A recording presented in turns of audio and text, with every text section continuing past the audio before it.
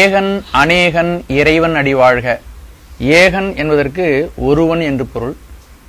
அநேகன் பலவாகிய ஆனவன். அப்படிப்பட்ட இறைவனுடைய திருவடி வாழ்க என்று வாழ்த்துகிறார் இந்த வரியில. கடவுள் ஒருவனாகவும் அதே சமயத்தில் எல்லாமாகவும் ஆகியிருக்கிறான் என்ற ஒரு மிகச்சிறந்த உன்னதமான தத்துவத்தை சுவாமிகள் இந்த வரியில நமக்கு சொல்லி அருள்கிறார்கள். இரட்டைகள் என்று சொல்லக்கூடியவைகள் பார்த்தீங்கன்னா நன்மை தீமை, புண்ணியம் பாவம், குற்றம் குணம், சூடு குளிர்ச்சி, இப்படியெல்லாம் பார்த்தீங்கன்னா இரட்டைகள். அதை வந்து துவந்துவங்கள் என்று சொல்வார்கள். இரட்டைகள்.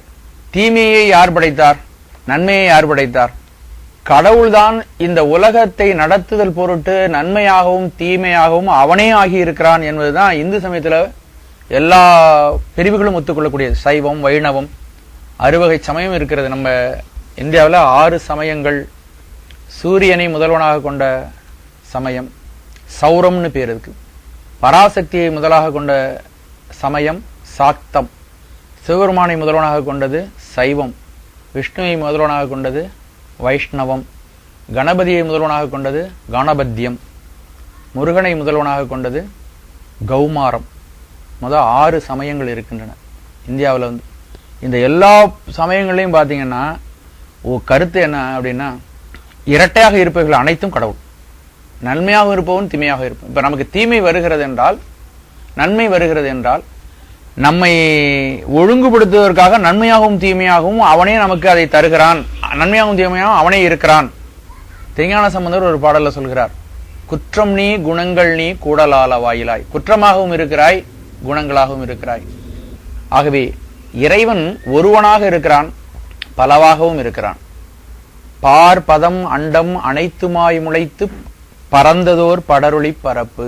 பார்னா உலகம், பதம் மேல இருக்கக்கூடிய பதங்கள், கீழே இருக்கக்கூடிய பதங்கள். பார் பதம் அண்டம் அனைத்துமாய் முளைத்து பறந்ததோர் படருளி பரப்பே. எப்படி இந்த வெளிச்சம், ஒரு இடத்துல இருக்கிற வெளிச்சம் எல்லா இடங்களிலும் பரவி இருக்கு இல்லையா, படர்ந்து கிடக்குது. அதுபோல கடவுள் எல்லா இடத்திலும் பறந்திருக்கிறான். அவன் ஏகனாக இருக்கிறான். ஒட்டுமொத்தமாக அவன்தான். அவனுடைய வியாபகத்துக்குள்ளதான் அவ்வளவு பொருள்களும் இருக்கின்றன. ஏராளமான நாம ரூபங்கள் இருக்கின்றன. நாமம் இருக்கிறது. மனிதன் என்று ஒரு பொருள், மரம்னு, மலை, கடல், எத்தனையோ பொருள்கள், ஆயிரக்கணக்கான பொருள்கள் உலகத்தில் இருக்கு.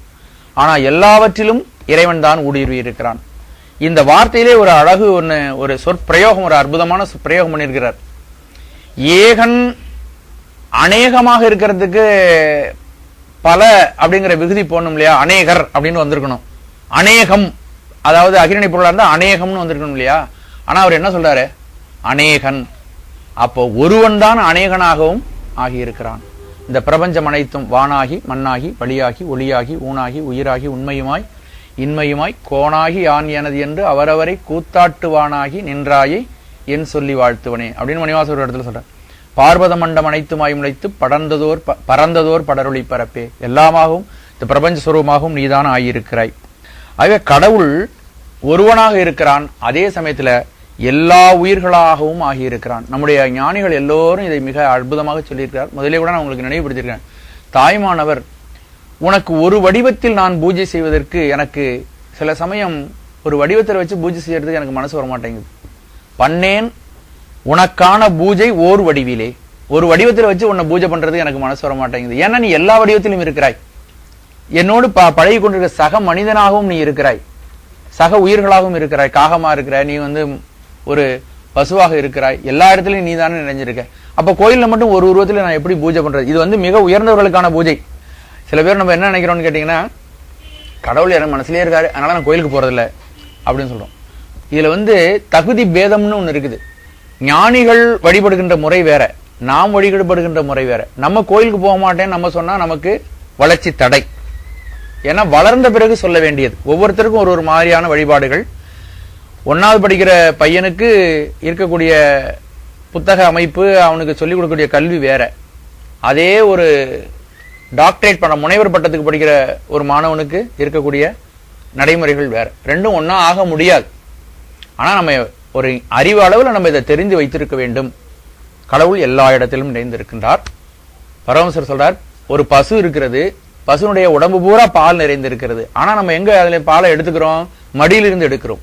அதுபோல இறைவனுடைய அருள் எங்கு பார்த்தாலும் பிரபஞ்சம் அனைத்தும் இருக்கிறது. அது திருக்கோயில்களில் நிரம்பி வழிகிறது அப்படி சொல்றோம். இப்ப இவர் சொல்றது வந்து இப்ப நம்ம சொல்ற பாட்டிக்காக அந்த அந்த ஞானிகள் அவ்வாறு பார்த்திருக்கிறார்கள், எல்லா இடத்திலையும் பார்த்திருக்கிறார்கள். இப்போ நான் வந்து உங்களை வந்து ஒரு தெய்வமாவே பார்க்க ஆரம்பிச்சிட்டேன்னா என்னுடைய நடைமுறை, அதாவது அந்த அளவுக்கு நான் வளர்ந்திருந்தால் உலகத்தை எல்லாம் தெய்வமாக பார்க்கின்ற மனிதன் இருந்ததுன்னு சொன்னா, நீ 1000 வாய்களால் நீ சாப்பிடுகிறாய், அதனால நான் சாப்பிடாமே இருக்கேன் அப்படின்னு சொல்றாரு பரமஹம்சர். அவருக்கு வந்து தொண்டையில ஒரு உணவு இது வந்து விடுது, ஒரு நோய் வந்து விடுகிறது. நீங்க சாப்பிடாம இருக்கிறீங்களேன்னு சிஷ்யர்கள் எல்லாம் ரொம்ப வருத்தப்படுறாங்க. அப்ப சொல்றாரு, நான் 1000 வாயினால் சாப்பிட்டு கொண்டு இருக்கிறேன். எப்பன்னா அவருடைய உயிர் அந்த அளவுக்கு வியாபகப்படுத்தி இறைவனோடு அவர் ஐக்கியப்பட்டு போய்விட்டார். அதனால அவர் 1000 வாய்களினால் பேசுகிறேன், 1000 வாய்களினால் சாப்பிடுகிறேன், எனக்கு தனியாக சாப்பாடு என்பது தேவையில்லை அப்படின்னு சொல்றார். அப்ப அந்த ஞானிகளுக்கு அது பொருந்தும். ஆனால் நாம் ஒரு கொள்கை பூர்வமாக அறிவுபூர்வமாக இதை அறிந்திருக்க வேண்டும், கடவுள் எல்லா இடத்திலையும் நிறைந்திருக்கிறார் என்று. அதனால நம்ம வந்து எனக்கு வந்து கடவுளே அப்படி சொல்றது ரொம்ப தவறு. ஒரு மனிதன் எனக்கு கடவுளை நான் மனசுலயே வச்சிருக்கிறேன், நான் எங்கேயும் போக வேண்டிய அவசியம் இல்லை, கோயிலுக்கு போக வேண்டிய அவசியம் இல்லைன்னா இவன் எழுந்து சாப்பிட கூட போகக்கூடாது. சாப்பிடுவதற்கு போகணும்னு ஒரு முயற்சி வருது இல்லையா? அப்ப சாப்பாடு தேவைன்னு ஒரு முயற்சி, தேவைன்னு ஒண்ணு உங்களுக்கு வந்திருக்கு, முயற்சின்னு ஒண்ணு வந்திருக்குது. நீங்க எழுந்து போய் அதுக்காக மெனக்கறீங்க, சாப்பிடுறீங்க, சாப்பாட்டுக்காக உழைக்கிறீங்க. அதெல்லாம் செய்ய முடியுது, கோயிலுக்கு போறது மட்டும் இந்த கருத்தை சொல்லலாமா? அது ரொம்ப, அதாவது அறியாமையில மிக உயர்ந்த அறியாமை. நான் மனசுக்குள்ளேயே கும்பிட்டுக்கிறேன், கோயிலுக்கு நான் போக வேண்டிய தேவையா இல்லை. நம்முடைய ஞானிகள் எல்லா திருத்தலங்களுக்கும் நம்ம நேற்று போயிட்டு வந்து அங்க போயிருக்காங்களா இல்ல? எல்லாரும் சுந்தரர் சென்று இருக்கிறார். 3 வயதுடைய திருஞான சம்பந்தர் வந்திருக்கிறார். எங்க பிறந்து எங்க வளர்ந்து, சீர்காழியில பிறந்து மதுரை எம்பதி எல்லாம் சுத்தி, பாண்டி 14ன்னு மதுரையில வந்து பாண்டி நாட்டுல 14 பதிகள், கொங்கு நாட்டுல 7 கொங்கு 7 தலங்கள், பாண்டி 14 வடகரை தலங்கள், காவிரியினுடைய வடகரை தலங்கள், தென்கரை தலங்கள், நடுநாடு, தொண்டை மண்டலம், இப்படி எல்லாம் பல்வேறு பகுதிகளுக்கும் 274 பாடல் பெற்ற தலங்கள் இருக்கின்றன. இன்னும் பாடல்கள் மறைந்த தலங்கள் இருக்கின்றன. எல்லாத்துக்கும் அந்த அப்படி ஞானிகள் போயிருக்கிறாங்க. கையால யாரும் கடவுளை கையால சுட்டி காட்ட முடியாது, யாராலையும் முடியாது, நம்மளை போன்ற மனிதர்கள். ஆனா திருஞான சம்பந்தர் தன்னுடைய கைகளாலே சுட்டி காட்டி இருக்கிறார், கடவுளையே சுட்டி காட்டியிருக்கிறார். இதோ தோடுடைய செவியன் விடையோரியோர், அந்த சீர்காழியில் இருக்கக்கூடிய பெருமானை கையால சுட்டி காட்டியிருக்கிறார். அப்படிப்பட்ட ஞானிகள் எல்லாம் ஒவ்வொரு கோயிலுக்கெல்லாம் சென்றிருக்கிறார்கள்னா அவர்கள் நமக்காக வழிகாட்டுவதற்காக, நம்மை போன்றவர்கள் எல்லாம் சிறப்பாக வளர்ச்சி அடைய வேண்டும் என்பதற்காக தான் காட்டியிருக்கிறாங்க. இந்த பாட்டை நம்ம வந்து அறிவுபூர்வமாக கடவுள் எங்கும் நிறைந்திருக்கிறார் என்பதை உண்மையை உணர்வதற்காக தான் இதை நம்ம இந்த இடத்துல எடுத்து காட்டுறோம். ஆனால் வளர்ந்த பிறகு இந்த நிலைமை நமக்கு வரணும். ஆகவே அந்த வளர்ச்சியை நாம் எய்துவதற்காக இப்பொழுது நாம் திருக்கோயில்களுக்கு அவசியம் செய்யணும், திருக்கோயிலுக்குரிய கைங்கரியங்களையும் நாம் செய்ய வேண்டும். பண்ணேன் உனக்கான பூசை ஓர் வடிவிலே பாவித்து இறைஞ்ச அங்கே பார்க்கின்ற மலரோடு நீயே இருத்தி பனிமலர் எடுக்க மனமும் நன்னேன். நீ எங்கு பார்த்தாலும் பிரபஞ்சம் அனைத்தும் நீயே இருக்கிறாய் என்பது எனக்கு தெரிகிறது. உனக்கு பூஜை செய்வதற்கு ஒரு மலர் எடுத்து நான் வழிபட வேண்டும் என்று நினைத்தால் அதிலே நீ இருக்கிறாயே. இந்த நகத்தினால் உன்னை கிள்ளுவதற்கு எனக்கு பயமாக இருக்கிறது, அச்சமாக இருக்கிறது. அல்லால் இரு கைதான் குவிக்க எண்ணில் நானும் என்னும் உள்ளமும் நிற்றி நீ நிற்றி நான் கும்பிடும் போது அரை கும்பிடு ஆதலால். கும்பிடும் பொழுது ஒரு கை நீயாவே இருக்கிற, ஒரு கை நானாயிடுறேன். அப்போ உன்னை கும்பிட்டா முழுசா என்னால கும்பிட முடியல என்றெல்லாம் சொல்கிறார்கள். அதாவது பிரபஞ்சம் அனைத்தும் கடவுளுடைய சாநித்தியம் நிறைந்திருக்க. ஈசாவாசியம் இதம் சர்வம், இந்த சர்வ இடத்திலையும் அவன் நிறைந்திருக்கிறான். அங்கிங்கனாதபடி எங்கும் பிரகாசமாய் அவனை இருக்கிறான். கண்ணில் காண்பது உன் காட்சி, எல்லா இடத்திலும் சிவபெருமானே நீயே நிறைந்திருக்கிறாய். நான் பார்க்கின்ற பொருளெல்லாம் உன்னுடைய சாநித்தியம் எனக்கு தெரிகிறது. கையால் தொழில் பண்ணல் பூசை, நான் எந்த தொழிலை செய்தாலும் உனக்கு செய்கின்ற பூஜையாக இருக்கிறது. கையால் தொழில் பண்ணல் பூசை பகர்வது மந்திரம், நான் பேசுறதெல்லாம் மந்திரம். மண்ணோடு 5 வழங்குயிர் யாவுமே அண்ணலே நீ அருள் வடிவாகுமே. அட்டமூர்த்தமாக சிவபெருமான் இருக்கிறான். 5 பஞ்ச பூதங்கள், சூரியன், சந்திரன், உயிர், இந்த 5 அட்டமூர்த்தியாகவும் எங்கு பார்த்தாலும் நீயே நிறைந்திருக்கிறாய். ஏகன் அநேகன், ஏகனாகவும் இருக்கிறான், இறைவனாகவும் இருக்கிறான். ஒருவன் என்னும் ஒருவன் காண்க என்று மணிவாசகர் ஒரு இடத்துல சொல்றார். அப்படிப்பட்ட முழுமுதற் தெய்வமாக சிவபெருமான் விளங்குகிறான். அவன் எல்லாவற்றுக்கும் பெரிய ஆற்றல் படைத்தவன். அவன்தான் இந்த உலகத்தை முற்றழிப்பு செய்கிறான். அதாவது ஊழிக்காலம் வரும் பொழுது எல்லாவற்றையும் தனக்குள்ளே ஒடுக்கிக்கிறான். படைப்பு கடவுள், காத்தற் கடவுள், அழித்தற் கடவுள். படைப்பு கடவுள் பிரம்மா, காத்தற் கடவுள் மகாவிஷ்ணு, அழித்தற் கடவுள் ருத்ரன். இந்த 3 பேரையும் தனக்குள்ள அவன் வைத்துக் கொள்கிறான் தன்னுடைய அதிகாரிகளாக. மீண்டும் புனருற்பம் செய்யும் பொழுது, மீண்டும் இந்த உலகத்தை உற்பத்தி செய்யும் பொழுது அவர்களையெல்லாம் தனக்குள்ள இருந்தவன் வெளிப்படுத்துகிறான். ஆகவே சிவபெருமான் தான் முழுமுதற் தெய்வம். அதனால ஏகன், முழுமுதற் தெய்வமாக விளங்குகிறான், ஒருவனாக விளங்குகிறான். அந்த ஒருவனே பலவாகி நின்று இந்த பிரபஞ்சம் அனைத்தும் பிரபஞ்ச சொரூபமாகவும் அவனை விளங்கி கொண்டிருக்கிறான். ஆகவே அப்படிப்பட்ட இறைவனுடைய தாள்களை நாம் வணங்க வேண்டும். இறைவன் நம்ம முதலே சொன்னதுக்கு பொருள், இறைவன் என்றால் தங்கி இருப்பவன், இந்த பிரபஞ்சத்தை தாங்கி கொண்டிருப்பவன், எல்லாவற்றிலும் அவன் தங்கி இருக்கிறான், இந்த பிரபஞ்சத்தை அவன் தாங்கி கொண்டு இருக்கிறான். அப்படிப்பட்ட இறைவனுடைய திருவடிகளை வணங்க வேண்டும். ஏன் திருவடிகளை வணங்க வேண்டும் இருக்கு பல்வேறு பொருள்கள் நம்ம சொல்லி இருக்கிறோம். இந்த இடத்துல இன்னொரு பொருள் சொல்லலாம். குறள்ல சொல்றார், கோளில் பொறியில் குணமிலவே என் குணத்தான் தாளை வணங்கா தலை. என் குணத்தான் 8 குணங்களுடையவன். சிவபெருமானுக்கு தான் 8 குணங்கள் இருக்கின்றன. சச்சித்தானந்தம்னு சொல்றோம் இல்லையா, அந்த சச்சித்தானந்தத்தை விரிச்சு சொன்னா அதுக்கு 8 குணங்கள் என்று 8 குணங்கள் சிவபெருமானுக்கு இருக்கின்றன. கோளில் பொறியில் குணமிலவே என் குணத்தான் தாளை வணங்கா தலை. 8 குணங்களுடைய சிவபெருமானுடைய திருவடிகளை யார் வணங்கவில்லையோ அவர்களுக்கு தலை இல்லைன்னு அர்த்தம். தலை இல்லைன்னா அந்த மனிதன் என்ன சொல்ல முடியாது இல்லையா. எப்படி காது இருந்தும் கேட்காம போயிடுது, கண்ணு இருந்தும் பார்க்க முடியாம போகுதோ, அதுபோல தலையிருந்தும் அவன் வாழ்ந்தவனாக கருதப்பட மாட்டான் என்று திருவள்ளுவர் சொல்கிறார். 8 குணம் என்ன அப்படின்னு கேட்டா, சிவபெருமானுக்கு இந்த பரிமேலழகர் உரையை எழுதும்போது, இந்த பாட்டுக்கு எழுதும் பொழுது சிவபெருமானுக்குரிய 8 குணங்கள் அப்படின்னு சொல்றார்.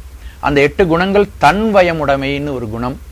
தன்வயமுடைமை என்னாக்கா, அவன் சுதந்திரன், அவனை யாரும் அவனுக்கு மேல இருந்து அவனை நெறிப்படுத்தி வழிப்படுத்தி இந்த வழியில போன்னு சொல்ல முடியாது. எல்லாவற்றுக்கும் மேலானவன், அவனை செயற்படுத்துவதற்கு வேற யாரும் கிடையாது. அப்படிப்பட்ட சர்வ சுதந்திரம் உடையவன். அவனுடைய சுதந்திரத்தை யாராலும் பறிக்க. நம்முடைய சுதந்திரம் பல்வேறு விஷயங்களினால கட்டுப்பட்டு இருக்கு. மற்றவங்களுக்கு நம்ம அடக்கப்படுறோங்கிறத விட நம்முடைய புலன்களுக்கே நம்ம கட்டுப்பட்டு போயிடுறோம். புலன்கள் விரட்டுது, எதையாவது ஒன்று செய்ய சொல்லுது, நம்ம ஓடி போய் அதை நம்ம செய்யறோம். அப்ப நம்ம சுதந்திரர்களாக இல்லை, நம்முடைய மனதுக்கு கட்டுப்பட்டு இருக்கிறோம், நம்முடைய புலன்களுக்கு கட்டுப்பட்டு இருக்கிறோம். நம்ம யாரும் சுதந்திரம்னு நம்மளை சொல்லவே முடியாது. கடவுள் ஒருவனை தவிர நாம் யாரும் சுதந்திரர்கள் அல்ல. அவன் தன்மயம் உடையவனாக இருக்கிறான். நம்ம நினைச்சிட்டு இருக்கிறோம் நம்ம ரொம்ப சுதந்திர புருஷன், நம்மளை யாருமே ஒன்றும் செய்ய முடியாது அப்படின்னு சொல்லிட்டு. உடல் மனம் ஒரு கண்ணு நம்மளை வேலை வாங்கிடுது, கண்ணு அடிமைப்படுத்துது, காது நம்மளை அடிமைப்படுத்துது, நாக்கினுடைய சுவை நம்மை அடிமைப்படுத்துது. இப்படி பல்வேறு விஷயங்கள் நம்மை படுத்துகின்றன. ஆனால் கடவுள் சர்வ சுதந்திரம் உடையவனாக இருக்கிறான். நம்மையும் கடவுளையும் நம்ம இப்படி சிந்தித்து பார்க்க வேண்டும். கடவுள்ல போய் பூஜை பண்றோம் இல்லையா, கோயில்ல போய் நம்ம பூஜை பண்றோம் இல்லையா, பூஜை பண்றதனுடைய கிரியைகளோடு கூட அந்த ஞானத்தோடு கூடி அந்த வழிபாட்டை செய்ய வேண்டும். ஞானம்தான் வழிபாட்டினுடைய பயன். அந்த ஞானத்தோடு வழிபடும் பொழுதுதான் அந்த நமக்கு உண்மையான கோரிய பலனை தருகிறது. விவேகானந்தர் ஒரு வாக்கியம் சொல்லுவார், நீ திருக்கோயிலிலே நீ பிறக்கலாம், ஆனால் திருக்கோயிலுக்குள்ளே இறந்து போய்விடக்கூடாது. அதாவது திருக்கோயிலுடைய கிரியைக்குள்ள நீ ஆடு போயிடாத, அந்த திருக்கோயில் தருகின்ற ஞானத்தை நீ உணர்ந்து கொண்டு நீ மேலும் வளர ஆரம்பிக்க வேண்டும். அந்த திருக்கோயிலுக்குள்ள கிரியைகளுக்குள்ளே நீ கட்டுப்போய்விட்டு போய்விட வேண்டாம் என்று அவர் சொல்கிறார். நம்ம கிரியைகள் செய்வதெல்லாம் ஞானத்தை தெரிந்து கொள்வதற்காக நம்ம கிரியைகளோட நின்று போயிடுறோம். கோயில்ல செய்யக்கூடிய கிரியைகளோட நம்ம அதோட முடிஞ்சு போயிடுதுன்னு நம்ம நினைக்கிறோம். அதோட முடியல. இப்போ நம்முடைய பஞ்ச புலன்களும் நெறிகட்டு ஓடுகின்றன. அப்ப நெறிகட்டு ஓடுவதை மனதை குவித்தால் பல்வேறு பயன்கள் நமக்கு ஏற்படுகின்றன. உடல் அளவிலும் மன அளவிலும் ஏற்படுகின்றன. அப்ப பூஜைன்னு ஒண்ணு வச்சிருக்கிறோம், அபிஷேகம்னு ஒண்ணு வச்சிருக்கிறோம். 1 மணி நேரம் அபிஷேகம் நடக்குது, அதை நம்ம ஆழ்ந்து பாக்குறோம், தெய்வத்தை பாக்குறோம், நல்லதினுடைய ஒட்டுமொத்தமான வடிவம் கடவுள், அதை நம்ம பார்த்துட்டு இருக்கிறோம். அதுக்கு செய்யக்கூடிய பூஜைகள் எல்லாம் பாக்குறோம். கடவுள் தான் நம்மளை வாழ வச்சிட்டு இருக்காரு, கடவுள் தான் நமக்கு எல்லா விதமான கருவிகரணாதிகள் தான் கொடுத்திருக்காருங்கிற நன்றி உணர்வோட நம்ம பாக்குறோம். மனது ஒருமுகப்படுத்துகிறது. அப்ப அலாதியான அமைதியும் ஆனந்தமும் நமக்கு உண்டாகிறது. அப்ப வழிபாட்டின் மூலமாக நமக்கு மன ஒருமைப்பாட்டை உண்டு பண்ணுகிறார்கள். அங்க போய் நம்ம பல்வேறு கதைகளை பேசி இருந்தோம்னா, அப்ப அந்த ஞானம் தெரியாமல் அதிலிருந்து நம்முடைய சிந்தனையை விலக்கி விட்டோமானால் அந்த செயலை 1000 முறை பண்ணினாலும் நமக்கு அதனுடைய பலன் வரவு போவதில்லை. அப்ப ஞானத்தோடு கூடிய கிரியைகள் நமக்கு தேவை. அதனால கடவுள் ஏகனாகவும் இருக்கிறான், அநேகனாகவும் இருக்கிறான், எல்லா வடிவங்களும் அவன் தான் இருக்கிறான் என்பதை உணர்ந்து கொண்டு நாம் அந்த ஒவ்வொரு கிரியைகளை செய்யும் பொழுதும் அந்த கிரியைகளுக்குரிய அடிப்படையாக இருக்கக்கூடிய ஞான செய்திகளையே நாம் தெரிந்து கொள்ள வேண்டும். பல முறை நம்ம ஒரு கிரியைகளை செய்யும் போது அதுல இருந்து ஞானம் வரும், லாவகம் வரும். வீட்டிலேயே அம்மா பல சமையல்கள் செய்யறாங்க, அவங்க பல முறை செய்யறதுனால அவங்களுக்கு லாபம் அந்த ருசி, அந்த உணவுல பக்குவம் எல்லாம் நல்லா, எவ்வளவு சூடு, எவ்வளவு உப்பு, எவ்வளவு அதுக்கு போட வேண்டிய பொருட்கள் எல்லாம் தெரிஞ்சிருக்கிறாங்க. இப்ப நம்ம போய் செஞ்சோம்னா அது மாதிரி இருக்குமா? அப்ப அவங்களுக்கு இந்த ஞானம் வந்துருது. இல்ல அந்த எந்த விஷயத்தை செஞ்சாலும் கிரியைகளை திரும்ப திரும்ப செய்யும் பொழுது அதுல ஞானம் வரணும். நமக்கு ஞானம் இல்லாத கிரியைகள் எவ்வளவு காலம் செஞ்சாலும் அதனால நமக்கு எந்த விதமான பயன்களும் இல்லை. ஆகவே நம்ம நெறிப்படுத்துவதற்குத்தான் அங்கு இருக்கின்ற கிரியைகள். ஒவ்வொரு கிரியைகளையும் நீங்க எடுத்து பார்த்தீங்கன்னா, மேலதாளத்திலிருந்து நாதஸ்வரம் ஒன்றத்திலிருந்து மந்திர அர்ச்சனைகள் செய்வதிலிருந்து அந்த கோயில்களில் திருக்கோயில்களில் இருக்கக்கூடிய அவ்வளவும் நம்முடைய மனித வாழ்வை மேம்படுத்துவதற்காகத்தான் அவங்க அங்கே வைத்திருக்கிறார்கள்.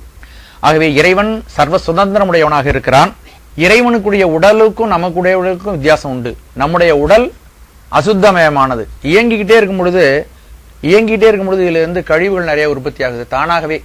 உங்களுக்கு தெரியும், வியர்வை, மலம், சிறுநீர், சளி, இது மாதிரி மலங்கள் இதுல இருந்து உற்பத்தி ஆகுது. இறைவனுடைய மேனி தூய மேனி சுடர்விடு சோதி என்று திருவாசகத்திலே ஒரு இடத்துல சொல்றார். அவனுடைய மேனி அப்பழுக்கற்ற மேனி, தீமை போய் அதுல படவே முடியாது.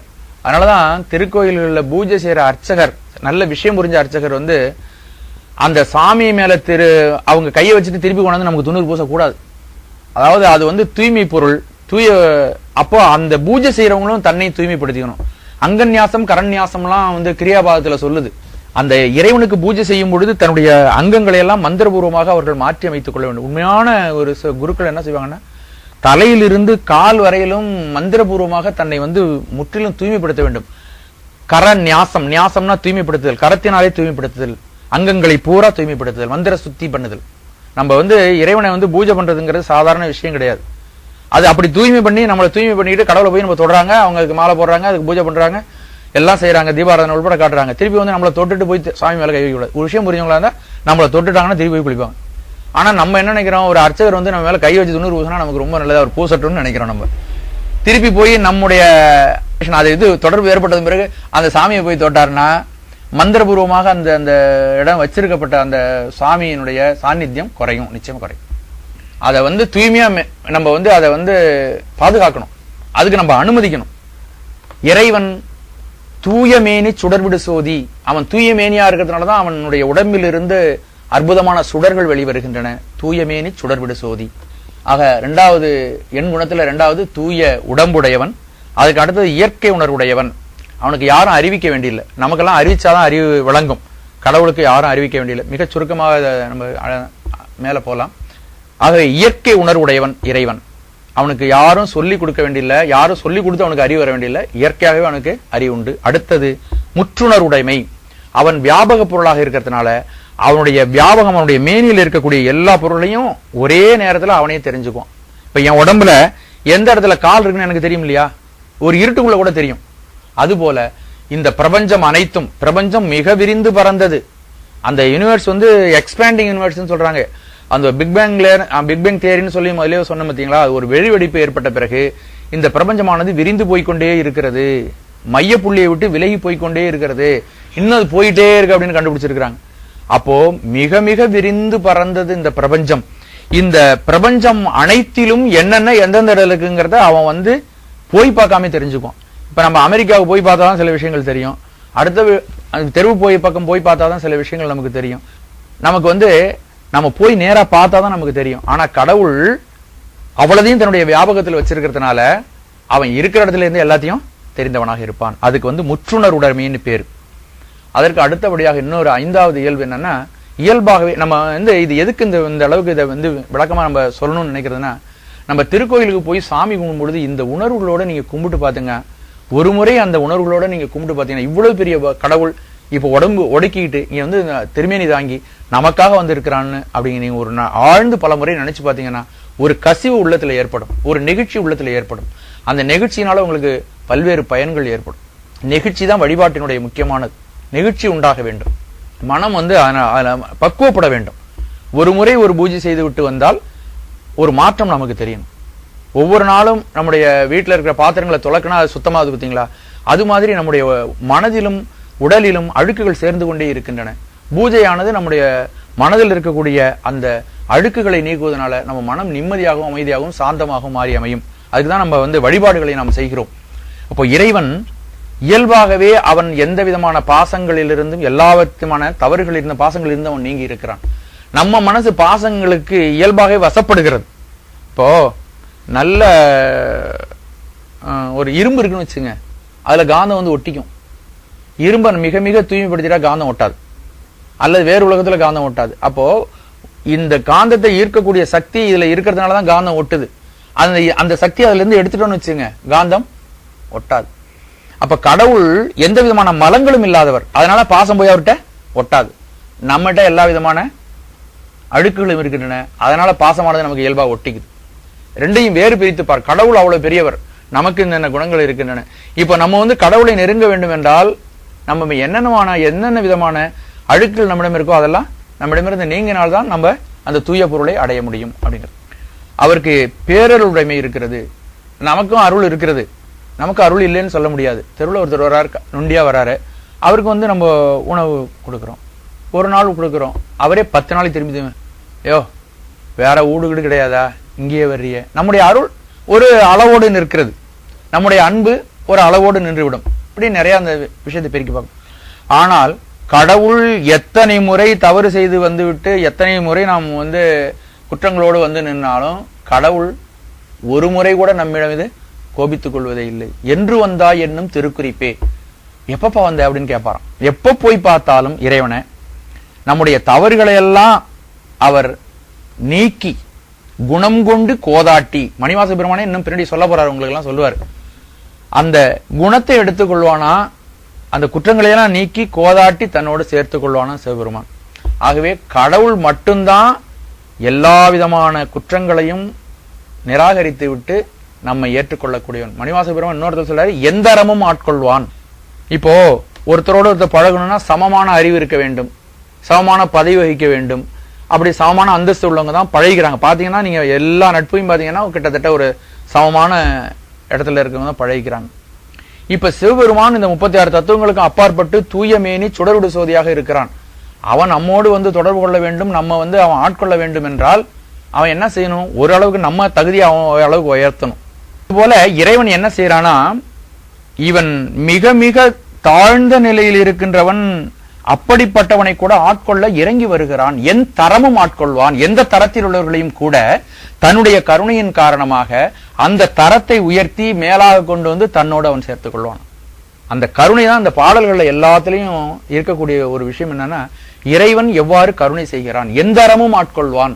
எந்த தரத்தில் நாம் இருந்தாலும் அந்த தரத்திற்கு இறங்கி நம்மையும் உயர்ந்த தரத்திற்கு மேலேற்றி தன்னோடு அவன் சேர்த்து கொண்டு நமக்கு வேண்டிய இன்பங்களை அவன் வேண்டுவார்க்கு வேண்டுவதே ஈவான் கண்டாய், அப்படி அவன் அருள் புரிகிறானா.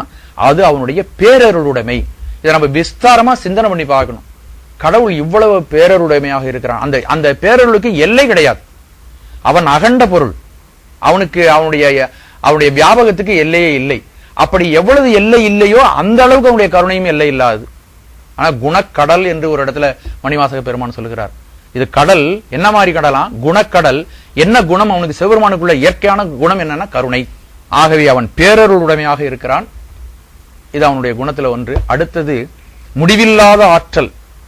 அந்த அவனுடைய ஆற்றலுக்கு என்ன முடிவுன்னு நம்மால கற்பனையே செய்ய முடியாது. நம்ம ஒரு சிறு பொருளை தூக்கினா கூட ரொம்ப நாளை தூக்கி நம்மளால இருக்க முடியாது. கனமா இருக்குன்னு வச்சிருவோம். ஒரு அதிகமா கனமா இருந்தா உடனே போட்டுருவோம் கீழே. ஒரு பொருளை சில சமயம் தூக்குவோம், ஒரு மைல் கொண்டு போனோம்னா நம்மளால தூக்க முடியாது, கீழே வச்சிருவோம். எங்கேயாவது வைக்கிறது இடம் இருக்கான்னு பார்ப்போம். சிறு பொருளை கூட நம்மளால தூக்க முடியாது. ஆனால் இந்த பிரபஞ்சம் அனைத்தையும், இந்த மாயையில தோன்றிய அத்தனை பொருளையும் அவன் தூக்கிட்டே இருக்கான். அவனுடைய மடியில் தானே வச்சிருக்கான். நம்ம கூட தூக்கி வச்சிட்டு இருக்கான். எல்லாரையும் தூக்கி வச்சிட்டு இருக்கான். நம்ம அவனுடைய மடியில உட்கார்ந்து தான் எல்லா விஷயங்களையும் செஞ்சுட்டு இருக்கோம். ஆகவே அவன் முடிவில்லாத ஆற்றல் உடையவன். அவனுடைய ஆற்றலுக்கு எல்லை இல்லை. அப்படிப்பட்ட பெருமான் தான் கருணை கூர்ந்து நம்மை வாழ்விப்பதற்காகவும் அவன் திருக்கோயில்களில் எழுந்தருளி இருக்கிறான். அதோடு கூடி அவன் நமக்கு தருவதற்காக வரம்பில்லாத இன்பங்களை, 8வது குணமாக வரம்பில்லாத இன்பங்களை உடையவனாக இருக்கிறான். 8வது குணம் வரம்பில்லாத இன்பம், வரம்பில் இன்பம்னு சொல்வார். ஆகவே ஏகனாக இருக்கக்கூடிய பெருமான் இந்த பிரபஞ்சம் அனைத்தும் வியாபித்து நின்று என் குணங்களை தனக்காக ஒடித்தவனாக இருக்கிறான். அந்த என் குணங்களும் இந்த உயிர்களுக்கு நன்மை செய்வதற்காக, இன்பம் வழங்குவதற்காக அந்த 8 குணங்களையும் அவன் வைத்திருக்கிறான். அப்படிப்பட்ட இறைவனுடைய திருவடி வாழ்க. இறைவன் எல்லாவற்றிலும் தங்கி இருக்கின்றவன். ஏகன் அநேகன் இறைவன் அடி வாழ்க. அப்படிப்பட்ட இறைவனுடைய திருவடி வாழ்க. அதற்கு அடுத்தபடியாக வேகம் கெடுத்து ஆண்ட வேந்தன் அடி வெல்க. வேகம் கெடுத்து ஆண்ட வேந்தன் அடி வெல்க. நம்முடைய உடம்பில அறிவு, மனம், அந்த மனத்திற்கு கருவிகளாக ஐம்பொறிகள் இவைகள் இருக்கின்றன. நம்முடைய தகுதிக்கு தகுந்தது போல, நம்முடைய வளர்ச்சிக்கு தகுந்தது போல நம்ம எந்த அளவுக்கு பக்குவம் பட்டு இருக்கிறோமோ அந்த அளவுக்கு அறிவு வேலை செய்கிறது. அந்த அறிவுக்கு தகுந்தது போல மனம் வேலை செய்கிறது. மனம் வேலை செய்வதற்கு தகுந்தது போல பொறிபுலன்கள் வேலை செய்கின்றன. ஆகவே பொறிபுலன்கள் அறிவினுடைய வழிகாட்டுதல் படி மனத்தினால் இயக்கப்பட்டு தொழில்கள் செய்கின்றன. அந்த புலன்களுக்குரிய இயல்பு என்னன்னு கேட்டீங்கன்னா, வெளி உலகத்தை நோக்கி செல்வதுதான் அதனுடைய இயல்பு. அதுல கண்ணு இருக்கு பாருங்க, அதுல ரொம்ப மிகவும் விசேஷமான ஆற்றல் படைத்தது. மற்ற கருவிகளுக்கெல்லாம் தீனி அது இருக்கிறது வந்து போடணும். காதுன்னா இப்ப நான் பக்கத்துல இருந்தாதான் காதுல விழும், நாக்குக்கு வாய்க்குள்ள போட்டாதான் அது போய் சேரும். உடம்புல ஏதாவது உணர்ச்சினா வந்து படணும் இப்படி. ஆனால் கண்ணுக்குரிய ஆற்றல் என்ன, சென்று பற்றுகின்ற கருவி. இங்க இருந்தபடியே எவ்வளவு முடியுமோ அவ்வளவு தூரத்தில் இருக்கிற பொருளெல்லாம் அதை பற்றி அது தன்னுடைய கட்டுப்பாட்டுக்கு கொண்டு வந்துவிடும். இப்படி இந்த புலன்கள் 5 புலன்களும் என்ன செய்கின்றன, இந்த மனதினால் வழிகாட்டப்பட்டு விரைந்து பல்வேறு காரியங்களில் அவைகள் ஈடுபட்டு கொண்டிருக்கின்றன. அப்படி மனம் போனபடி நம்முடைய தகுதிக்கு தகுந்த அறிவு காட்டுகின்ற வழிப்படி இந்த புலன்கள் செல்வதனால அவைகள் சரியானபடி வழி நடத்தப்படாததுனால அந்த பொறிபுலன்கள் நம்மை கீழான ஒரு விஷயத்திற்கே நம்மை செலுத்துகின்றன. அப்படி அது என்ன செய்யுதுன்னு கேட்டீங்கன்னா, நம்ம யார், இந்த நம்ம வந்து உயிர் என்று அது நினைக்காத அளவுக்கு இந்த மனம் நம்மை வழிபடுத்துகிறது. உடல் தான் நம்முடைய முக்கியமான பகுதி. உடலுக்கு தேவையான விஷயங்களை தான் நான் சம்பாதித்துக் கொள்ள வேண்டும், உடலுக்கு தேவையானவைகள் தான் நமக்கு சுகம் தருபவைகள் என்றெல்லாம் மனம் வழிகாட்டுகிறது. அதனால விரைந்து போய் பல்வேறு பொருள்களை உலகத்தில் இருக்கின்ற எல்லா பொருள்களையும் மனம் விரைந்து சென்று பற்றுகிறது. இந்த வேகம் என்ன செய்யறதுன்னா, பல்வேறு நினைவுகளை உண்டு பண்ணுகிறது. பல்வேறு நினைவுகள் வருகின்றன. பல்வேறு செயல்களில் நாம் தவறான செயல்களில் எல்லாம் ஈடுபட செய்து விடுகிறது. இதன் காரணமாக இந்த உயிர் வாழ்க்கை மேலும் துன்பத்திற்குள்ளாகிறது. கண்டதே காட்சி கொண்டதே கோலம் அப்படின்னு சொல்றாங்க இல்லையா? இப்படி மனம் சரியாக செயல்படாததால் மனம் அதை பக்குவப்படுத்த வேண்டும். மனம் என்பது கரடுமுரடாக உள்ளது. அந்த மனதை வந்து பக்குவப்படுத்துவதற்காகத்தான் சான்றோர்களும் ஞானிகளும் நமக்கு இங்க உலகத்துக்கு வந்திருக்கிறார்கள். அவர்கள் பல்வேறு செயல்கள் ஆரம்ப காலத்திலிருந்து இந்த உலகம் தோன்றிய நாள் முதல் ஞானிகள் இருந்திருக்கிறார்கள். அவர்கள் பல்வேறு உபதேசங்களை செய்திருக்கிறார்கள். ஏராளமானவர்கள் தோன்றி இருக்கிறார்கள். இவர்கள் எல்லாம் என்ன எதுக்காக தோன்றியிருக்கிறார்கள்னா, இந்த மனித மனத்தை பக்குவப்படுத்துவதற்காக, இந்த தவறான வேகம் இந்த மனித மனத்திற்கு வரக்கூடாது என்பதற்காகத்தான் அவர்கள் தன்னுடைய உபதேசங்களையும் தன்னுடைய வழிகாட்டுதல்களையும் அவர்கள் செய்திருக்கிறார்கள். இப்படியெல்லாம் செய்தும் கூட ஞானிகள் எல்லாம் சில சமயம் இந்த மனம் சுத்தமாக இல்லையே, மனம் ஒழுங்குபடவில்லை என்று வருத்தம் கூட பட்டிருக்கிறார்கள். வள்ளுவர் 2000 ஆண்டுகளுக்கு முன்பு இருந்திருக்கிறார். அவர் சொல்றார், மரப்பினும் ஒத்துக்கொள்ளலாகும், பார்ப்பான் பிறப்பொழுக்கம் குன்ற கெடும். மரப்பினும் ஒத்துக்கொள்ளலாகும். வேதத்தை 4 வேதத்தையும் மனப்பாடம் பண்ணிக்கலாம். அந்த 4 வேதத்தையும் மனப்பாடம் பண்ணி ஒப்பிக்க கூட தெரிஞ்சிருக்கலாம். அது திடீர்னு மறந்து போச்சுன்னு வச்சுங்க, புத்தகத்தை பார்த்து மறுநாள் அதை பார்த்து மனப்பாடம் பண்ணிக்கலாம். தவறு ஒன்றும் இல்லை. இன்னைக்கு தெரியல, சகஸ்ரநாமம் சொல்றோம், ஒரு நாமம் விட்டு போச்சு, நாளைக்கு தப்பை பார்த்து திருத்திக்கலாம். அது ஒரு குறைன்னு சொல்ல முடியாது, ஏதோ நினைவு தவறு அப்படிங்கிறது. ஆனால் உயர்ந்தவன் ஒழுக்கத்தில் இருந்து குறைந்தால் அதை எவ்வாறு ஈடுகட்ட முடியும்? 2000 வருஷத்துக்கு முன்னாடி திருவள்ளுவர் சொல்லி இருக்கிறார், மரப்பினும் ஓத்துக்கொள்ளலாகும், பார்ப்பான் பிறப்பொழுக்கம் குன்ற கெடும். 6ஆம் நூற்றாண்டுல திருநாவுக்கரசர் ஒன்று சொல்றார், வேதம் ஓதிலேன். வேதம் ஓதுனா என்ன பயன்? வேதம் ஓதிலேன் வேள்விகள் செய்யலேன். வேதம் தான் ஓதுனா என்ன, நிறைய ஹோமங்கள்லாம் செய்தா என்ன, நீதி நூல் பல நித்தம் கற்கிலேன். மனப்பாடம் பண்ணி நிறைய உபதேசம் பண்ணிட்டு ஒப்பிச்சுக்கிட்டு ஆரவாரமா பெரிய படாடவமா செஞ்சிருந்தா என்ன பயன்? அதனால ஒரு பயனும் கிடையாது. ஓதி அங்கம் ஓராறு உணரிலேன். ஆரங்கம் 4 வேதம்னு சொல்றாங்க இல்லையா, அவ்வளவு நூல்களையும் ஓதி அதெல்லாம் உணர்ந்து எல்லாவற்றையும் சொல்லிட்டு இருந்தாலும் என்ன பயன்? ஈசனை உள்ளுகார்க்கன்றி இல்லையே. ஆகவே மனம் திருந்தாதவர்களுக்கு இதெல்லாம் வேதம் ஓதினாலும் சரி, வேள்விகள் செய்தாலும் சரி, நீதி நூல் பல நித்தம் கற்றாலும் சரி, 6 அங்கங்களையும் படித்தாலும் சரி, அவர்களுக்கு எந்த விதமான பயனும் இல்லை. ஆக மனம் பக்குவப்படலைன்னு சொன்னா அதனால எந்த விதமான பயனும் இல்லை. அதாவது நான் ஒரு வரலாறு மாதிரி சொல்றேன் உங்களுக்கு. திருவள்ளுவர் 21 நூற்றாண்டுகளுக்கு முன்பு இருந்தார். அதுக்கு பிறகு 6ஆம் நூற்றாண்டுல திருநாவுக்கரசர் இருந்தார். இப்ப அண்மையில பாரதியார் தோன்றி இருக்கிறார். அவர் கூட ஒரு சில செய்திகளை சொல்லுகிறார். அவர் ரொம்ப வருத்தப்படுறார். தேசமுத்து மாறின்னு ஒரு பாட்டு, அந்த பாட்டுல சொல்றார், துணிவெழுக்க மண்ணுண்டு தேசமுத்து மாறி எங்கள் முத்து மாறி, தோல் வெளுக்க சாம்பல் உண்டு எங்கள் முத்து மாறி அம்மா எங்கள் முத்து மாறி, மனம் வெளுக்க வழி இல்லையே எங்கள் முத்து மாறி. எல்லாத்தையும் வெளுக்கிறதுக்கு இருக்கு. இப்ப துணி வெளுக்கிறதுக்கு மண்ணு, இந்த ஒரு மண்ணு சொல்றாரு அவரு. தோல் வெளுக்க சோப்பு இருக்கு, இப்ப அதுக்கு சாம்பல் ஏதோ ஒண்ணு சொல்றாரு அவர் காலத்துல இருந்திருக்கும் போல இருக்கு. மணி வெளுக்க சாணை உண்டு, அதாவது வைரம் போன்றவைகள் எல்லாம் தீட்டி எடுக்கிறதுக்கு சாணை வச்சு அதெல்லாம் தீட்டி எடுத்துடுறாங்க. ஆனா இந்த மனம் வெளுக்கிறதுக்கு மட்டும் வழி இல்லையே. அப்படின்னு கடவுளை அவர் வருந்தி பாடுகிறார். ஆக அப்படி தொடர்ந்து பார்த்தீங்கன்னா மனம் பக்குவப்படாத மனிதர்கள் தொடர்ந்து இருந்திருக்கிறாங்க. அவர்களை நல்வழிப்படுத்துவதற்கு சான்றோர்களும் தொடர்ந்து வந்து கொண்டு இருக்கிறார்கள். அப்போ இந்த ஞானிகளும் சான்றோர்களும் சொல்வதை கேட்காவிட்டால் மனமானது பக்குவப்படுவது இல்லை. ஆக மனதை பக்குவப்படுத்துவதற்கு சான்றோர்கள் அவசியம் தேவை, நூல்கள் அவசியம் தேவை. அதனாலதான் முதல்ல சொல்லியிருக்கோம், ஆகமமாகிய சிவபெருமான் இருக்கிறார். பாருங்க, இதுல ரொம்ப சிறப்பா ஒரு உலகத்திலேயே ஒரு மன்னன், ஒரு அரசன் இந்த இந்த மக்களை எல்லாம் சரியா செயல்படுத்துறதுக்கு ஒரு வழி ஒண்ணு இருக்குன்னு கண்டுபிடிச்சா அது அசோகர் தான். அவர் புத்த மதத்தை தழுவினார். மதத்தை பத்தி நான் எதையும் சொல்லல. ஆனா அந்த மதத்தை தழுவிய பிறகு அதில் உள்ள உண்மைகளை இதுதான் உயர்ந்தது என்று தெரிந்து கொண்டு, இந்த போர் எதனால் ஏற்படுகிறது? மனம் பக்குவப்படாததால், மனத்தில் வேகம் இருப்பதால், பகைமை உணர்ச்சி இருப்பதால், குரோதம் இருப்பதால், கோபம் இருப்பதால், தேவையில்லாத விஷயங்கள் மனதில் இருக்கிறதுனால சண்டை, சச்சரவு, பொறாமை, அடிபுடி, தகராறு, எல்லா அழிவுகளும் ஏற்படுது. ஆகவே இந்த போரில்லாத உலகம், சமாதானமான உலகம், சான்றாண்மை பொருந்திய உலகம் வேண்டும் என்று அவன் கருதினான். ஆகவே தன்னுடைய மகளையே அந்த புத்த மதத்திற்கு ஆட்படுத்தி ஒரு பிரச்சாரகரை மாற்றி இலங்கை அனுப்பினான். தன் நாட்டில் உள்ள குடிப்படைகளை எல்லாம், கூடிமானவர்கள் எல்லாரையும் தேர்ந்தெடுத்தான். எல்லாருக்கும் அவன் உபதேசம் செய்தான். அவர்களுக்கெல்லாம் ஒரு வகுப்பு நடத்தி சான்றோர்களை வச்சு, அந்த புத்த மதத்தை சேர்ந்த அறிஞர்களை வச்சு எல்லாருக்கும் கல்வி கற்றுக் கொடுத்து அவர்களை எல்லாம் தேசம் பூரா அனுப்பி தர்ம மகா மாத்திரர்கள் பேர் அவங்களுக்கு. அவங்க ஊர் பூரா போய், எப்படி நம்ம ஒரு ஆஸ்பத்திரி வைக்கிறோம் இல்லையா, ஒரு போஸ்ட் ஆபீஸ் வைக்கிறோம் இல்லையா, ஒவ்வொரு ஊர்லயும் ஒரு பஞ்சாயத்து போர்டு, ஊராட்சி மன்ற அலுவலகம் இருக்கிறது இல்லையா, இதெல்லாம் மனிதனுடைய உடம்பையும் மனதையும் பக்குவப்படுத்துவதற்கு, செருமைப்படுத்துவதற்கு காவல் நிலையம், பேருந்து நிலையம், புகைவண்டி நிலையம் எல்லாம் இருக்கு இல்லையா ஊர்ல. அதுபோல மனிதனை பக்குவப்படுத்துவதற்காக என்று அவர் நிறுவனமாக ஒன்று ஏற்படுத்தினார். அதுக்கு பிறகுதான் கிறிஸ்தவ மதத்துல எல்லாம் அந்த மடங்கள் ஏற்படுத்தினது புத்தருடைய வருகைக்கு பிறகுதான். அதை செய்து சாதித்தவர் அசோகர். அவர் எங்கு பார்த்தாலும் அவர்களை அனுப்பினார்கள். இப்போ நம்ம அரசாங்கம் இருக்கிறது, நம்முடைய உடலினுடைய சுகத்துக்கான பட்ஜெட் போடுது, பொருளாதாரத்தை வச்சு அதுக்குரிய ஊதியங்கள் நிர்ணயிக்கப்படுகின்றன, பல்வேறு வகைகளில் வேளாண்மை எல்லாம் செய்யறாங்க. ஆனால் மனம் என்று ஒரு மனிதனுக்கு இருக்கிறது, அது பக்குவப்பட்டால் தான் இவ்வளதையும் சரியா வச்சுக்க முடியும் அப்படிங்கிற உணர்வு எந்த அரசாங்கத்துக்கும் கிடையாது. அதனாலதான் நம்ம பார்க்கக்கூடிய சீரழிவுகள்லாம் இருக்கு.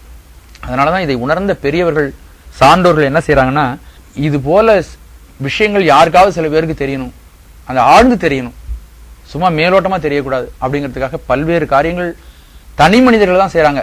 நிறுவனங்கள்லாம் ஏற்படுத்தப்பட்டிருக்கு. அந்த நிறுவனங்கள் பேரெல்லாம் நான் சொல்ல விரும்பல. அவைகளெல்லாம் கூட தன்னுடைய கடமைகளை விட்டுவிட்டன.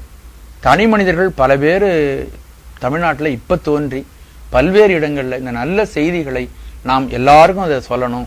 அப்பதான் இந்த சமுதாயத்தை ஏதாவது ஓரளவாவது இப்படி ஒண்ணு இருக்கு, இந்த விதைய பூரா எல்லாம் அமெரிக்கா விதையா போயிட்டுன்னு வச்சுங்க, நம்ம விதை போடணும்னா ஒரு விதை கூட கிடைக்காது. அப்ப அவங்கள்ட்ட தான் போய் வாங்குற மாதிரி இருக்கும். பழைய விதையில ஒன்று குதிரைவாலி சம்பா அப்படின்னா எங்க கிடைக்கும்? கிடைக்காது. ஆகவே நம்முடைய கலாச்சாரம் இவ்வாறு இருக்கிறது, நம்முடைய பண்பாடு இவ்வாறு இருக்கிறது, நம்முடைய பாரத தேசத்துல இது மாதிரி எல்லாம் இருந்தது அப்படின்னு தெரியறதுக்கு ஒரு சில பேராவது வேணும்ல. அப்ப நம்ம இருக்கணும், நம்ம விதை போல நம்ம சில பேர் இருக்கணும். அப்ப இருந்தால்தான் இப்படி இருந்தது உன்னதமான நிலை, இதை விட்டு நம்ம இவ்வளவு தூரம் வழி வந்துட்டோம், இவங்களை பார்த்தாவது நம்ம திருந்தலான்னு எதிர்கால சமுதாயம் நம்ம திருந்தும். ஆகவே வேகம் அப்படிப்பட்ட வேகம் மனிதனுக்கு அழிவை உண்டு பண்ணுகிறது. புலன்களின் வழியாக செல்லுகின்ற, மனதின் வழியாக செல்லுகின்ற எல்லா வேகங்களும் மனிதனுக்கு பேரழிவை உண்டு பண்ணுகிறது. நம்ம அதிலேயே குறிப்பிட்டிருக்கிறேன், புலன்களை, மனதை அதிகமாக நாம் பயன்படுத்த அதனுடைய ஆயுட்காலம் குறைகிறது. விரைவிலேயே அவைகள் களைப்படைந்து விடுகின்றன, சலிப்படைந்து விடுகின்றன, அவைகள் முதுமை அடைந்து விடுகின்றன, செயல்பாடு இல்லாமல் போய்விடுகின்றன. ஆகவே இந்த வேகத்தை விவேகத்தின் மூலமாக நாம் அவைகளை பெறுவதற்கு, வேகத்தை அடக்குவதற்கு முயற்சி பண்ண வேண்டும். இல்ல ஒரு விஷயம் என்னன்னு கேட்டீங்கன்னா, நம்முடைய சமயத்துல 5 புலன்களையும் அடக்கணும்லாம் சொல்றாங்கன்னு அப்படி ஒரு இது கருத்து இருக்கு. அப்படியெல்லாம் யாரும் சொல்லல, நெறிப்படுத்ததான் சொல்லி இருக்கிறார்கள். 5 அடக்கு என்பார் அறிவிலார்.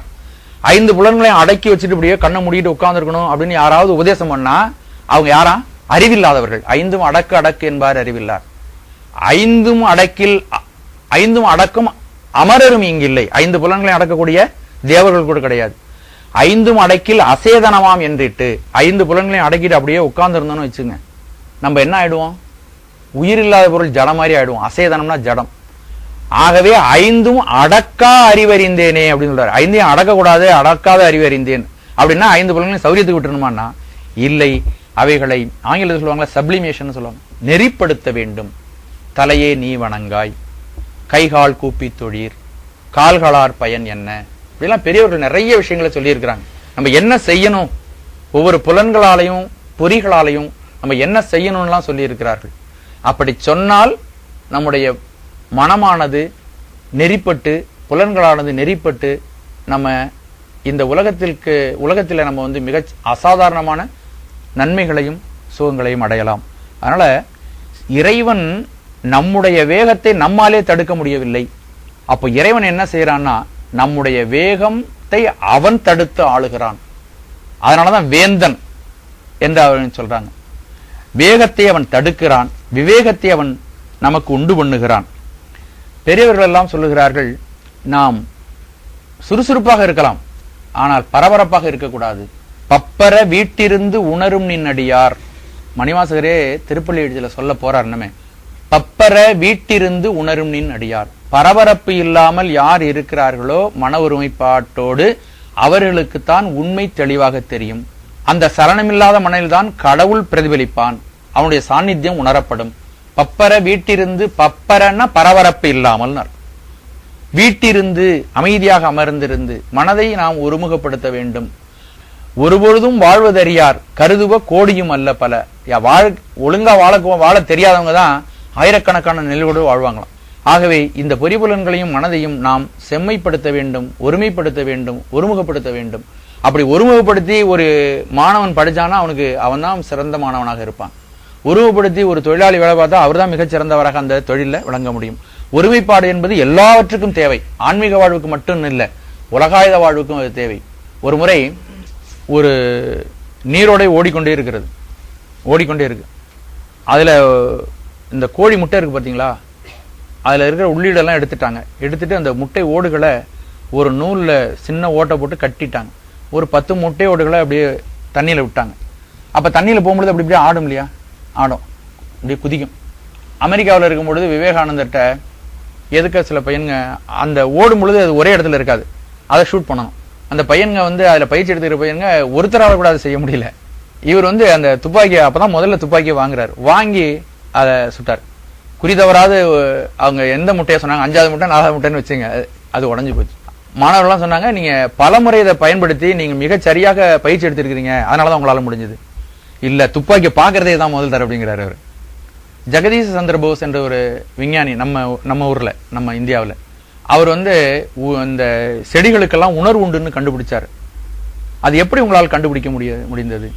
மனதை ஒருமைப்படுத்தி நானே செடியாக மாறினேன், அப்பொழுது அதனுடைய துக்க உணர்வுகளும் சந்தோஷ உணர்வுகளும் என்னால் அறிய முடிந்தது அப்படின்னு சொல்ற. அப்ப ஒருமைப்பாடு என்பது கடவுளை அடையறதுக்கு மட்டும் இல்ல, வேகத்தை தடுத்து நிறுத்துதல் என்பது கடவுளை அடைவதற்கு மட்டுமல்ல, இந்த உலக வாழ்க்கையிலேயே நாம் மிக உன்னதமான இடத்துல இருக்கிறவங்க எல்லாம் பாத்தீங்கன்னா மனதை அவங்க செம்மைப்படுத்தி இருப்பார்கள்.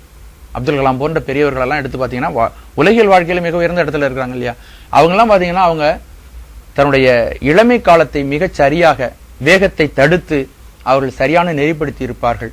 அதற்குரிய சான்றோர்கள் அவர்களை பழக்கப்படுத்தி இருப்பார்கள், ஆசிரியர்கள் அவர்களை பக்குவப்படுத்தி இருப்பார்கள், இல்லை இறைவனுடைய தெய்வத்தினுடைய அருள் அவர்களுக்கு இருந்திருக்கு. அப்பதான் அவங்க வாழ்க்கையில மேன்மை அடைய முடியும். இந்த மன ஒருமைப்பாடு இதெல்லாம் இந்த எல்லா விஷயங்களுமே சொல்றேன், எல்லா விஷயங்களுமே இது ஆன்மீகத்துக்கு மட்டுமானது அல்ல, உலகியல் வாழ்க்கைக்கும் கூட இது மிகவும் சிறப்பான விஷயங்கள் தான். இந்த விஷயங்களை நாம் கடைபிடித்தால் உலகியல் வாழ்க்கையும் தான் சிறப்பாக நமக்கு நடைபெறும். ஆகவே பரபரக்க வேண்டாம் பல்காலும் சொன்னேன். ஏன்னா நம்ம ஒரே விஷயத்தை பல பேர் சொல்லும் பொழுது அது ஆழமான ஒரு நம்பிக்கை நமக்கு ஏற்படுங்கிறதுனால பல்வேறு உதாரணங்களை நாம் சொல்லுகிறோம். பரபரக்க வேண்டாம் பல்காலும் சொன்னேன். குருஞான சம்பந்தர், அதாவது தருமபுர ஆதீனத்தினுடைய குருமுதல்வர், அவர் தான் அதை மடத்தை ஏற்படுத்தினவர் சொல்றார். ஒரு அற்புதமான பாடல், ஒரு சிவபோக சாரம்னு. நம்ம எல்லாம் என்ன புண்ணியம் பண்ணிருப்போமோ அந்த தமிழ்நாட்டில் அந்த நூல்களை எல்லாம் படிக்கிறது. 100 பாடல், அந்த 100 பாடல் போதும் உங்களுக்கு. அப்படியே நம்ம உயர்வான ஒரு இடத்துக்கு கொண்டு போகும். அதுல ஒரு பாடல்ல ஒரு வரி சொல்றேன், பரபரக்க வேண்டாம் பல்காலும் சொன்னேன். நீங்கள் பரபரப்பாக எதுக்காகவும் மனதை ஓட விட்டு அலைய விடாதீர்கள். பரப்பு அமைந்து கேண்மின். நீங்கள் எந்த விஷயத்தை கேட்கிறீங்களோ, இது திருவருட்பயன் என்ற நான் 14 சாஸ்திரம் சொன்னேன் இல்லையா, அதுல ஒரு சாஸ்திரத்துல திருவருட்பயன்ங்கிற சாஸ்திரம் உமாபதி சிவாச்சாரியார் எழுதல ஒரு சொல்றார். பரப்பு அமைந்து கேண்மின், பரபரப்பு இல்லாமல் இந்த உண்மைகளை, உயர்ந்த உண்மைகளை ஆழ்ந்து நீங்கள் அமர்ந்து மனம் சரணப்படாமல் இதையெல்லாம் கேளுங்கள். இது பார்க்கலன் மேல் பூசை கரப்பெருந்த நாடும் கடன். இந்த பூனை என்ன பண்ணுமா, பால் பானையில உட்கார்ந்துருக்குமா, பாலை குடிக்க வேண்டியதானே, பக்கத்துல கரப்பாம்பூச்சி போச்சுன்னா அதை போய் பிடிக்குமா. அதுபோல உயர்ந்த விஷயங்களை நீங்கள் கேட்டுக்கொண்டிருக்கும் பொழுது தாழ்ந்த விஷயங்களில் பரபரத்து ஓட வேண்டாம். இதெல்லாம் நிறைய சொல்றாங்க. ஆகவே எந்த பொருள்களையும் இப்ப நமக்கு தேவை என்று இருக்கிற, நம்ம ரொம்ப குழப்பிக்க கூடாது. தேவை என்று இருக்கிறது எல்லாருக்கும். இப்ப நம்ம சட்டை அணிஞ்சுக்கணும், மானத்தை காப்பாது சட்டை அணிஞ்சுக்கணும், அல்லது வஸ்திரம் கீழே வேஷ்டி அல்லது பேண்ட் போட்டிருக்கிறோம். நம்ம மனைவி மக்கள் இருக்காங்க, உழைக்கணும். இவங்களுக்கெல்லாம் உழைக்கிறதெல்லாம் சமயம் எந்த விதமான ஆசையை விட்டுடுங்க, இதெல்லாம் நீங்க ஒன்றும் பண்ண வேணாம்லாம் ஒன்றும் சொல்லலை. தேவை என்பது வேற, ஆசை என்பது வேற. இப்ப நம்ம தேவைக்கு ஆக உழைத்தல், தேவைக்காக தொழில் புரிதல், இதையெல்லாம் ஒன்றும் சமயம் தடுக்கவில்லை. அதை நம்ம தெளிவா தெரிஞ்சுக்கணும். ஏதோ இது சாமியாருக்குள்ள உபதேசம் அப்படின்னு சில பேர் நினைச்சிடறாங்க. அப்படி இல்லை. தேவையை நிறைவேற்றிக் கொள்ள வேண்டும். தேவைக்காக நாம் நியாயமாக உழைக்க வேண்டும். திருக்குறள்ல முறத்துல அறத்துப்பால் வச்சிருக்காரு பாத்தீங்களா. அறம் பொருள் இன்பம், அறத்தின் வழியாக பொருளை தேடு, அறத்தின் வழியாக இன்பத்தையும் தேடு. அதனால முதல்ல பேசிக் அந்த அடிப்படை அறத்தை வச்சாங்க. ஆகவே பரபரப்பு இல்லாமல் நம்முடைய மனதை பக்குவமாக வைத்துக் கொள்ள வேண்டும். அதனால உடலிலே ஏற்படுகின்ற நோய்கள், மனதிலே ஏற்படுகின்ற நோய்கள், உயிருக்கு வரக்கூடிய பாதிப்புகள் எல்லாவற்றிலிருந்தும் நாம் நீங்க முடியும். இதை வேகம் கெடுத்தாண்ட வேந்தன் அடி வெல்க. மகாத்மா காந்தி அவருடைய சுயசரிதை எழுதுறாரு. நீங்க படிச்சிருப்பீங்க, பெரும்பாலும் படிச்சிருப்பீங்கன்னு நினைக்கிறேன். இந்த பஞ்ச புலன்களை அடக்குவதற்கு என்னுடைய முயற்சி மட்டும் போதவில்லை, இறைவனுடைய திருவருளும் தேவைப்படுகிறது. ஏன்னா அவர் வாழ்ந்து பார்த்திருக்கிறார். அந்த புலன்களை அவர் தன்னுடைய மனைவி வைத்துக் கொண்டே புலனடக்கம் பழகி இருக்கிறார். என்ன உன்னதமான நிலை அடைந்திருக்கிறார்னு உங்களுக்கு தெரியும். அந்த சத்தியசோதனை நீங்க பார்த்திருக்கலாம். அதுக்கு என்னென்ன போராட்டங்கள் நிகழ்ந்தன அப்படிங்கறதெல்லாம் ஒரு ரொம்ப ஒளிவு மறைவு இல்லாம சொல்றார். அப்படி இந்த புலன்களை சரியான நெறிக்கு திருப்பி அதை மேன்மையான ஒரு விஷயத்துக்கு எடுத்துட்டு போறதுங்கிறது வாழ்க்கையில நமக்கு பல்வேறு வகைகளில் நமக்கு அவைகள் உதவியாக இருக்க வேண்டும். ஆகவே நாம் பரபரப்பு இல்லாமல் இருக்க வேண்டும். நம்ம நிறைய வேலை செய்யறதுனாலே நமக்கு நன்மைகள்லாம் வந்துடுறது போறது கிடையாது. இப்ப நம்ம தேவைகளை பெருக்கி கொண்டிருக்கிறோம். தேவைகளை பெருக்கி கொண்டிருப்பதனால நம்ம அதிகமா உழைக்க வேண்டியா இருக்கு. முற்காலத்தில் நம்முடைய இந்திய கலாச்சாரம் என்னன்னு கேட்டீங்கன்னா, குறைந்தபட்ச தேவைகள், அதற்கு தேவையான குறைந்தபட்ச உழைப்பு, நம்ம உயிர் வாழ்க்கைக்கு உன்னதமான நிலை அடைவதற்குரிய வாழ்க்கை முறை, அப்படிதான் வாழ்ந்திருக்கிறாங்க. ஆகவே இந்த வேகத்தை மகாத்மா காந்தி சொல்ல வந்த காரணம், அதாவது இந்த புலன்களை நெறிப்படுத்துவதற்கு என்னுடைய முயற்சி மட்டும் போதவில்லை, இறைவனுடைய திருவருள் அதற்கு நிச்சயமாக தேவைப்படுகிறது அப்படின்னு சொல்லிட்டான். இப்போ இங்க என்ன சொல்றார், வேகம் கெடுத்து ஆண்ட வேந்தன் அடி வெல்க. ஆகவே இந்த உயிரினால் இந்த வேகத்தை கெடுக்க முடியாது, அவனால் அவனுடைய முயற்சியினால சாதிக்க முடியாது என்பதற்காக இறைவன் இறங்கி வருகிறான். அந்த விவேகத்தை தருவதற்காக அவன் இறங்கி வருகிறான் நாம் இருக்கின்ற இடத்துல. அப்படி அவன் நம்மளை முழுமையாக தன்னுடைய கட்டுப்பாட்டுக்குள் கொண்டு வருகிறான். இதுல வேந்தன்கிற வார்த்தைய, இந்த சொல் பிரயோகங்களை நம்ம ரசிச்சு பார்க்கணும். வேந்தன் தான் முழுமையாக கட்டுப்பாட்டோடு நம்மை ஆள முடியும். பழங்கால வேந்தன், ஆங்கிலத்தில் ஒரு விஷயம் சொல்றாங்க, yours is to do and die. அதாவது நாட்டு மக்கள் இருக்காங்கல்ல, அவங்களுடைய வேலை நீ ஏதாவது சொன்ன வேலையை செஞ்சுக்கிட்டு செத்து போறதுதான் உன் வேலை, உத்தரவு போறதெல்லாம் நான் தான். யாரு? அரசன். Yours is to do and die and not to question why. இப்ப இந்த இடத்துல இப்ப இருக்கிற அரசாங்கத்தை நினைச்சுக்க வேண்டாம். அவன் நல்ல அரசன் காலத்துல குடிப்பிரஜைகள் ஏன் அவன் அரசன் என்ன சொன்னானோ அந்த ஆணைக்கும் கீழே நடக்கணும், என்ன கேள்வியும் கேட்கக்கூடாது. இறைவன் தன்னுடைய உயிர்கள் அனைத்தையும் தன்னுடைய கட்டுப்பாட்டுக்குள் வேந்தனாக நின்று ஆள்கிறான். எல்லாத்தையும், எல்லா உயிர்களையும் கட்டுப்பாட்டுக்குள் கொண்டு வைத்திருக்கிறான். இந்த உயிர்களால் தன்னுடைய பொறிபுலன்களை கட்டுப்படுத்த முடியாது, மனதையும் கட்டுப்படுத்த முடியாது. இந்த பொறிபுலன்களை அவைகள் ஓட விட்டு விடுகின்றன.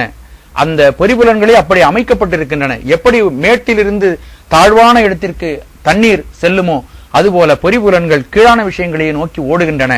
ஆகவே இந்த ஜீவனால் இதை கட்டுப்படுத்த முடியாது என்பதற்காக இறைவன் இறங்கி வருகிறான். மன்னன் போல இந்த உயிர் மீது தன்னுடைய கட்டுப்பாட்டை செலுத்துகிறான். அந்த வேகத்தை அவன் கெடுத்து இந்த உயிர்களுக்கு விவேகத்தை வழங்குகிறான். அப்படிப்பட்ட அருள் காரியத்தை கருணையின் காரணமாக சிவபெருமான் நமக்கு செய்தருளுகிறான். அப்படிப்பட்ட பெருமானுடைய திருவடிகள் வாழ்க அப்படின்னு இந்த சொல்றார். அவனுடைய திருவடிகள் நமக்கு எல்லாம் தரும். திருவடி நினைவுகள் எல்லாவற்றையும் தரும். அதனால திரும்ப திரும்ப திருவடிகளை வாழ்த்துகிறார். ஆகவே இப்படிப்பட்ட கடவுள் இருக்கிறாரா இல்லையா, என்ன நம்முடைய அறிவினால் அவர்களை ஆராய்ந்து பார்க்க முடியுமா என்றெல்லாம் இந்த இறைவனுடைய செயல்களை பற்றி நம்மாலே ஆராய முடியாது. முதலே ஒரு உதாரணம் சொல்லியிருப்பேன்னு நினைக்கிறேன். ஒரு நெருப்பை இந்த பேப்பர்ல வாங்க முடியாது, ஏன்னா பேப்பருக்கு நெருப்பை வாங்குற தகுதி கிடையாது. அதுபோல இறைவன் என்ன செய்கிறான், அவன் பேரறிஞன், முற்றறிவினன், எல்லாவற்றையும் அறிந்தவன், தன்னுடைய வியாபகத்தில் எல்லாவற்றையும் தாங்கிக் கொண்டிருக்கிறான். ஆகவே அவனால் அப்படிப்பட்ட பேரறிஞனாக இருக்கக்கூடிய பெருமானுடைய செயல்பாடுகளை நம்மாலே நிர்ணயிக்க முடியாது. ஏன் இப்படி நடக்குது அப்படின்னு நம்மளால கேள்வி கேட்க முடியாது. ஏன் இப்படி நடக்கல அப்படின்னு நம்மளால சொல்ல முடியாது. என்ன காரணத்திற்காகவோ நடந்து கொண்டு இருக்கிறது. இயற்கை முழுதும், இந்த பிரபஞ்சம் முழுதும் அவனுடைய கட்டுப்பாட்டில் இருக்கிறது. அவனுடைய சங்கல்பத்தினால் இவைகள் எல்லாம் நடந்து கொண்டிருக்கின்றன. காரண காரியம் தெரியாவிட்டால் அதற்காக இறைவனை நீங்கள் குறை சொல்ல வேண்டாம். ஏதுக்களாலும் எடுத்த மொழியாலும் மிக்கு சோதிக்க வேண்டாம். உங்களுடைய காரணகாரிய அறிவினாலே இறைவனுடைய செயல்களை நீங்கள் ஆராய புகுந்தால் உங்களுடைய அறிவு மிக குட்டையானது, சிறியதானது. பேரறிஞனாகிய கடவுளுடைய அறிவை நம்மாலே அளக்க முடியாது, காரணகாரியங்களை நம்மாலே தெரிந்து கொள்ள முடியாது. ஒரு ஜனாதிபதி என்ன நினைத்து செய்கிறார் என்பதை சாதாரண குடிமகன் ஒருவன் தெரிந்து கொள்ள முடியாது. அதுபோல பேரறிஞனாகிய சிவபெருமான் என்ன செய்கிறார் என்பதை தெரிய முடியாது. ஆகவே அந்த செயல்களை நீங்கள் ஆராய்ந்து பார்க்க வேண்டாம். இறைவனுடைய சங்கல்பத்தை, என்ன அவனுடைய சங்கல்பமோ அதை அருளாளர்கள் மூலமாக தெரிந்து கொண்டு உங்களுடைய வாழ்க்கையை நடத்தினால் நீங்கள் மிகுந்த பெரிய பயனடைவீர்கள் என்று திருஞான சம்பந்தமூர்த்தி தன்னுடைய பாடலில் ஒன்றில் சொல்லுகிறார்கள். ஏதுக்களாலும் எடுத்த மொழியாலும் மிக்கு சோதிக்க வேண்டா, சுடர்விட்டுள்ளன் எங்கள் சோதி, மாதுக்கம் நீக்கல் உருவீர். கடவுளை நம்பி, அந்த அருளாளர்கள் சொன்னதை நம்பி நீங்கள் அந்த வழியிலே நீங்கள் பயணித்தால் மா துக்கம் நீக்கல் உருவீர். மா துக்கம்னா பெரிய துன்பங்களிலிருந்து நீங்கள் விலகி போய் விடுவீர்கள். சாதுக்கள் மிக்கீர், நீங்கள் எல்லாம் சத்துவகுணமிக்க ஞானி சான்றோர்கள். ஆகவே இறையே வந்து சார்மீன்களே, அப்படிப்பட்ட எல்லா நலன்களையும் வழங்குகின்ற சிவபெருமானுடைய திருவடிகளை நீங்கள் சார்ந்து பேரின்பம் அடைய வேண்டும் என்று பெரியவர்கள் எல்லாம் நம்மை அழைக்கிறார்கள். அப்படி நமது தவறான வேகங்களை கெடுத்து இறைவனாக, வேந்தனாக, சக்கரவர்த்தியாக நின்று நம்மை ஆளக்கூடிய பெருமானுடைய திருவடியில்